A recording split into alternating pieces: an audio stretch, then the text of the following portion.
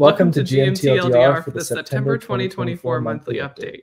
I'm not saying they're getting longer, but they could be getting longer. Is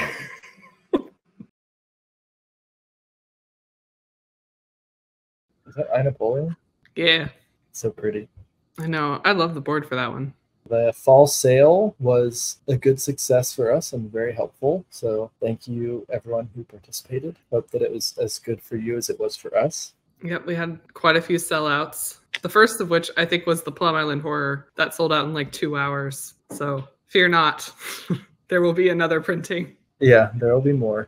All right, so one of the big headlines this month is our 20th anniversary Hall of Fame edition of Twilight Struggle. This looks so good. Everything you want. Just everything. All in the box. Crazy that it's been 20 years since it came out, but it just keeps selling. So we wanted to provide a new edition celebrating the 20th anniversary and the fact that it was inducted into the Game Makers Hall of Fame. The map you're seeing here on the front is Terry Leeds art, but then on the back will be Mark Simonic's original map. So you can kind of pick and choose what you want in the new version. Yeah, and then we'll see later the new box cover. We've got even more mounted map and 3-inch box sets coming for Downfall. Everybody wants one, so we're going to do another printing of it. Get your orders in for that if you're interested. They're selling like hotcakes.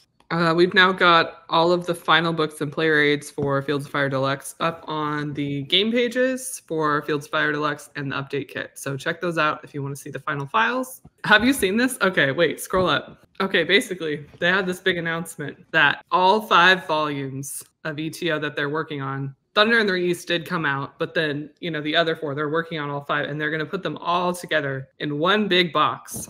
Whoa. A big box. Think like, well, I actually don't even know how big it would be. Maybe like Gloomhaven size. Like a 6-inch box or something. It's going to be like probably wider than usual. I don't even know the dimensions actually, so don't quote me on that. Everything is going to be in one box. It's all going to come out at once. I just saw a picture of this on Discord. All the maps will fit on 8 tables. 8 tables. 8 tables. Oh my gosh. Get ready for that. That's insane. That's the campaign, though, if you like play everything together. I don't know if you have to do that. I don't think you have to do that, but jeez, humongous, absolutely huge. It's never been bigger. Speaking of never been bigger, GMT talk. We released a new episode this month with Joe Schmidt and Dan Bullock, and that was a lot of fun. It was. We talked about Henry and In the Shadows and SDSCon and a bunch of fun things, and they're fun guys, so definitely check it out. Yep, check that one out. All right. A few different versions of Labyrinth, as well as Red Dust Rebellion, is finally charged and shipping. The day has come. The day of reckoning. All 3,000 plus of you who pre-ordered Red Dust Rebellion, rejoice. The year of jubilation.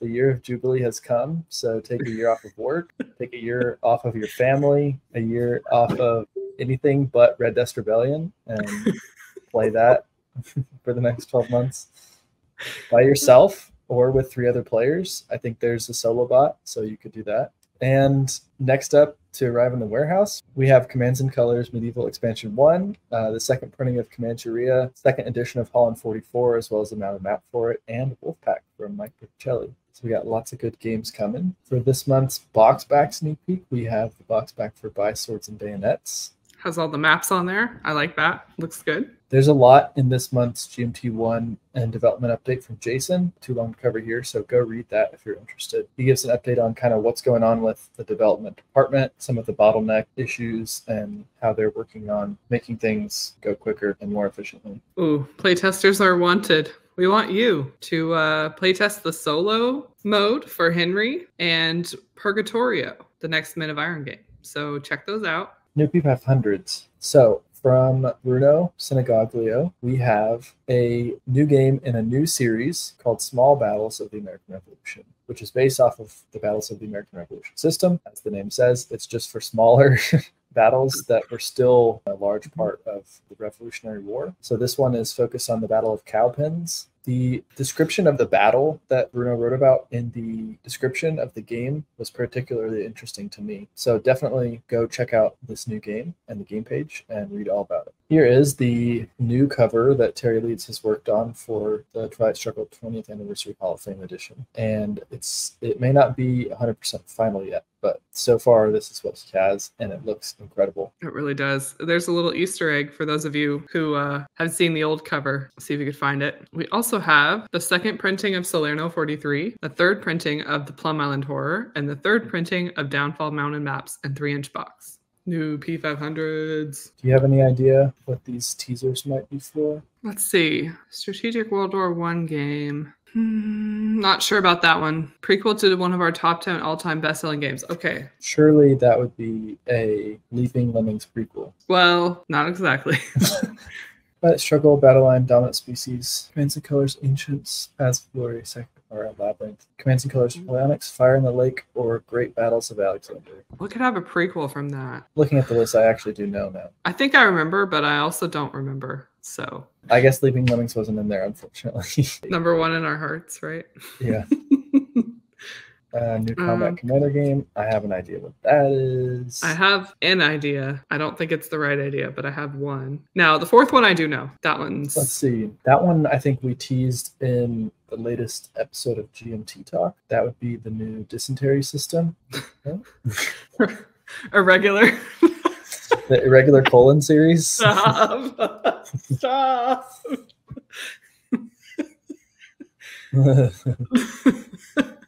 Okay, well, anyway. More royalties for Joe. Okay, this week on Inside GMT, as I mentioned above, the new ETO project update. You should definitely read that. The article we posted on Wednesday was from Frank Chadwick, and it's part one in a series about the House Divided Designers Edition, about how leaders work in the new version of House Divided. And then we also had a development update from Mike Sigler, and the second in the series of articles about Hammer and Sickle from designer Alex Knight. Today's article was about how you win in Hammer and Sickle, so check that out. Okay, so another thing to mention is that the production outlook is going to look different this month and probably next month as our production and development departments work on getting a more accurate status for a bunch of the games that are beyond what we know for a fact right now. Instead of the category beyond going to the printer, we have a bunch of new designer and developer updates in the section near the bottom. So that's positive. And we're going to go over them all no matter how long it takes. So don't complain about how long this video is. Ooh, this is fun. A new box cover, Fighting Formations like US 29th Infantry Division. It looks good. Cool. A rare blue GMT Games logo. Whoa. The box cover for Thunderbolt Deluxe Edition. I like the painting that they used. It's really cool. Gorgeous, yeah. Oh, and a peek at the maps for Thunderbolt. Those look good as well. Okay, you ready for this? Are you ready for it? First up, a update from 1833 New England designer Tom Lemon. It's chugging along in the art department. That's pretty much the update, so we're working on it. For 1848, the Springtime of Nations, the designer Jules gives us an update that they've been playtesting and fine-tuning, making progress on the game, and also Donald Haggerty is working with them now for the graphics and art. Always love to see his work, so that's a good update. We have an update from a Fading Star designer, Jan de Villanueva. Sorry if I pronounced your last name wrong, Jan. Basically saying that they're done with the development of the multiplayer game, but they're working on the card-based non-player system. And there was a winter tournament earlier this year that gave some good playtesting info. So that one's coming through. Forward. But once again, China's war and the Pure Land will come first, according to Jan. Development and playtesting continues for Combat Commander Battle Pack 9. Quit. Not this again. Quiz Regio developer Mike Sigler, he had an update that we posted on Inside GMT today about the development of the map from where it began to where it is now. So that's pretty interesting. Go check that out. Okay, the update on Decisive Action is that they've been playtesting the movement system and experimenting with how that changes the tactics And also, their artist for the game fell through, which is unfortunate, but they're looking for another one. And they now have a tabletop simulator module as well. So if you're interested in testing or playing Decisive Action, you can do that on Tabletop Simulator now. So next we have a update from Expansion or Extinction designer Stuart Pierce. And he's kind of talking a little bit about the road to where we are now with the game and how there were some unexpected delays, but it's in a good place now. And they're working on the final rules writing and polishing. There's also some artwork out there, not out there for you, but that I have seen. That looks really good. At least I've seen one piece of it and I like it. So very excited to see this come out. In this update, Kai gives a brief description of what Fighting Formation's US 29th Infantry Division is about, and also teases us with a few images while we wait the last few months for the game to come back to the US from the printer. Okay, next we have a Hammer and Sickle update from designer Alex Knight. He talks a little bit about how they're introducing season goals. They are tweaking some of the wording on the action cards. There's now a vassal module. And he also is writing an Inside GMT series about Hammer and Sickle, so definitely go check that out. So an update from co-designer Fred Schachter for Hannibal's Revenge. The game received an additional wave of new graphics to work with that hopefully will further entice people. They're continuing playtesting, and they're working on an AAR from the recent session that they had that should be on Inside GMT soon. We also have a Henry update from designer Joe Schmidt. They're getting things finished up, hopefully, to send off to the printer soon. And he also announced that they're opening up solo playtesting for Henry's solo bot. And then the link is right there, so you can follow that if you'd like to playtest. Designer Edgar gives an update on Iron Storm. One of the new things is an addition of intel chits that let you reveal your opponent's combat cards before you play your own. So that sounds like a fun mechanic. Cool. And he's also been tinkering with a few new ideas like how fortresses work. So Iron Storm is moving forward as well. A Mr. President update. The governing manual had some edits sent to Gene. Progress there. Every answer correction, clarification, and whatever else will release to the public very shortly in an FAQ document. Okay, 2 things to complete from the designer's point of view. First, it's working back and forth with Marco on the final governing manual edits that he talked about. And second, Gene added a new sandbox scenario for all of you to have fun with. It's going to start in 2022, just after the Russians invaded Ukraine, and ends at the end of 2024. So you get a 3-year sandbox game, which does include, among other things, some new rules to handle large-scale wars. So trying to squeeze extra content in there. Every scenario is hours more of fun. So there's an update from Jim Crone and Marco Putra about Space Empires 4X All Good Things. And at the end, basically he said literally no sci-fi cliche was left behind. And I just love that. But they're working on the competitive scenario booklet. The solo co-op booklet will be next. And then they're going to wrap things up with a card manifest. So getting close with that one. Classic Herman. So another colorful and entertaining update from Herman. Fall is a lovely time of year on Plum Island. The leaves turn vibrant colors. The fresh salt air has a lovely chill that reminds you of apple cider, pumpkins, and murder. Murder.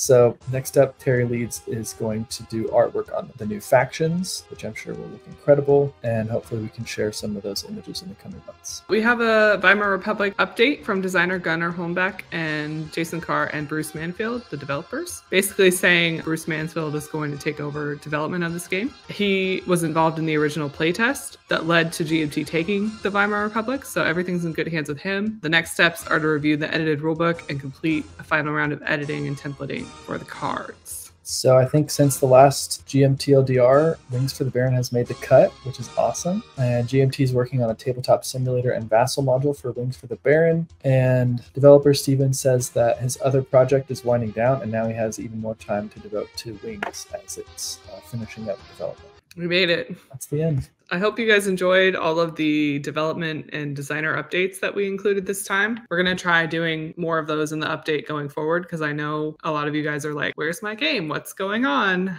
I haven't heard about this in months and months. Like, please tell me. So we're trying to be a little bit more proactive about sharing where each game is in the process. That's all she wrote, eh? Thanks for tuning in to another GMTLDR, and we will see you all next month. See you next month.